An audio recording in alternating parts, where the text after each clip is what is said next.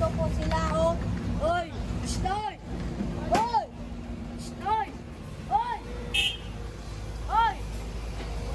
Welcome to guys kayo. Hi guys, welcome to my shop. Ayan o, so pila ka buok ang nalunod? Lunod? Kanang box culvert, pila? Hindi ko alam guys. Kung pila So ayan o. Boss, pila ka buok nalunod? pila ka buhok nalunod, October. 8? Ayan o, 8 pala yung nalunod ngayong araw. So ito na lang yung natira. Ngayon, ilan lahat yan? Hindi mo alam. Kasi magpaaw kang galagan. Hindi na tubol.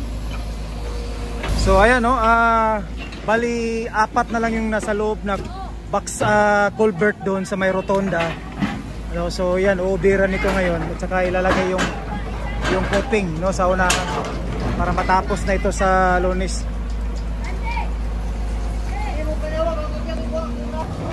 So ayan no, sa mga 7 na lang ang kulang dito according sa pagtatanong natin. Talagang itong first set na double barrel tapos na no. Baka next week matapos na ito. So dito naman sila next week no, sa kabila. Dito kasi dito yung pangalawang set. Double barrel kasi ito. Ayan. So dinaanan natin ito mga kapatid. So 8 pala yung nalunod boss no. So yung nalagay ngayon na box culvert precast is 8. So ubira nila yan ngayon para sa Monday makalunod na kayo sa Monday no. Kasi may coping doon sa unahan ilalagay dito sa pilote, ipaplastar nila. Ayan. So talagang napakabilis yung development talaga no.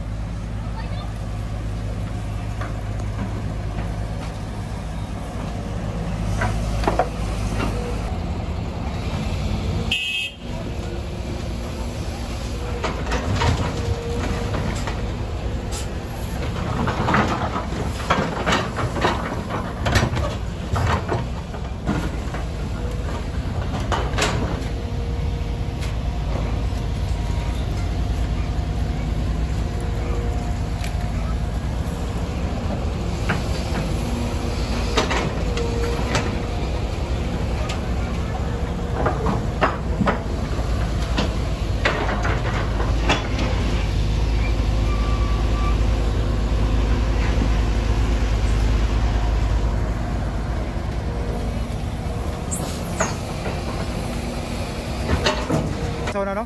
So ito yung dating box culvert no. Napakataas pala no yung dating so din ko na siya boss. So ito yung box culvert dati. So malalim pala ito.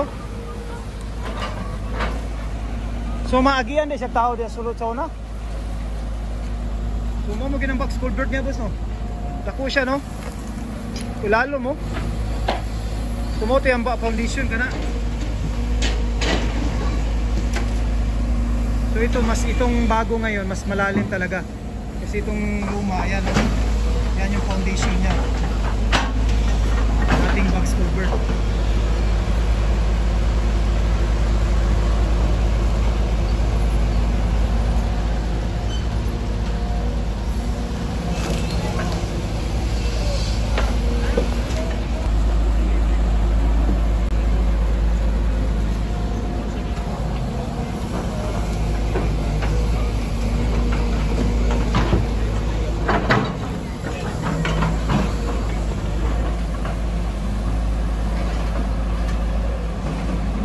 So after dyan no, sa isang so ayan no, galing dyan may isang isang project dyan, galing tayo kanina. So ito naman yung isa. So medyo ibang cellphone ang ginamit natin no. Ito yung pangalawa no, na magkasabay next week no, matatapos ito.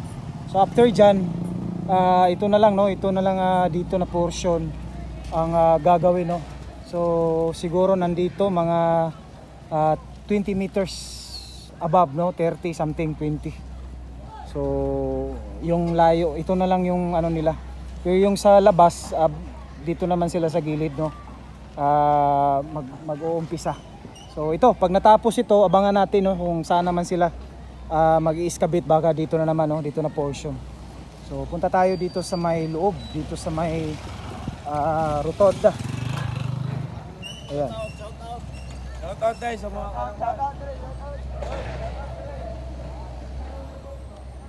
So ayan, no? So dito tayo. Papunta ito ng rotonda. So medyo ano na yung camera natin, no? Nalubat na kasi yung isa.